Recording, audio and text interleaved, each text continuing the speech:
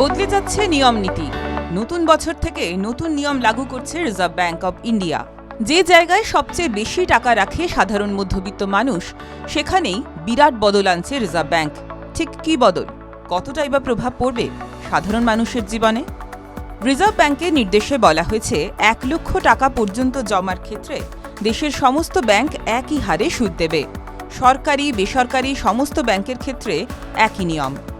এতদিন পর্যন্ত সেভিংস অ্যাকাউন্টে ইচ্ছেমতো আকর্ষণীয় সুদের কথা বলে গ্রাহক সংখ্যা বাড়ানোর চেষ্টা করত বিভিন্ন ব্যাংক। এর ফলে অনেক সময় নানা নিয়ম ভাঙার অভিযোগও উঠেছে। ফলে নতুন বিধিতে আরবিআই ব্যাংকগুলির স্বাধীনতা ছেঁটে দিল বললেই চলে।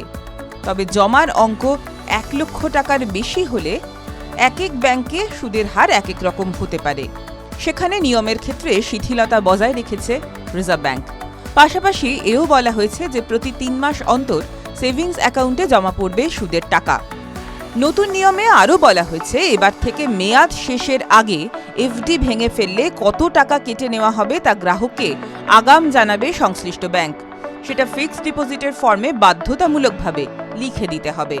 এক্ষেত্রে মেয়াদ শেষ হওয়ার আগে এফডি ভাঙলে কোনো ব্যাংক গ্রাহককে সুদ না দিতেও পারে, কিন্তু এফডি করার সময় সেটা পরিষ্কার করে গ্রাহককে জানিয়ে দিতে হবে।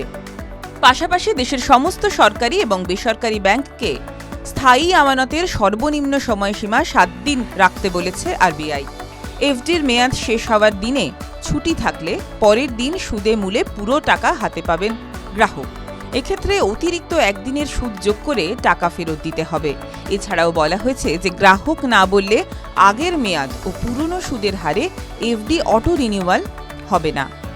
পড়ে থাকা ফিক্সড ডিপোজিটের ক্ষেত্রে চালু সুদের হার ও সেভিংসের সুদের হারের মধ্যে যেটা কম সেটা পাবেন গ্রাহক। তবে তিনি নতুন করে স্থায়ী আমানতে টাকা রাখতে পারবেন। দুটি ক্ষেত্রে কেবল এইসব নিয়ম খাটবে না। গ্রাহক যদি সিনিয়র সিটিজেন হন অথবা যদি 3 কোটি বা তার বেশি টাকা ব্যাংকে রাখেন, সেক্ষেত্রে ব্যাংকগুলো নিজেদের মতো করে সিদ্ধান্ত নিতে পারবে। রিজার্ভ ব্যাংকের বেঁধে দেওয়া নিয়মে আটকে থাকতে হবে না। TV9 Bangla digital.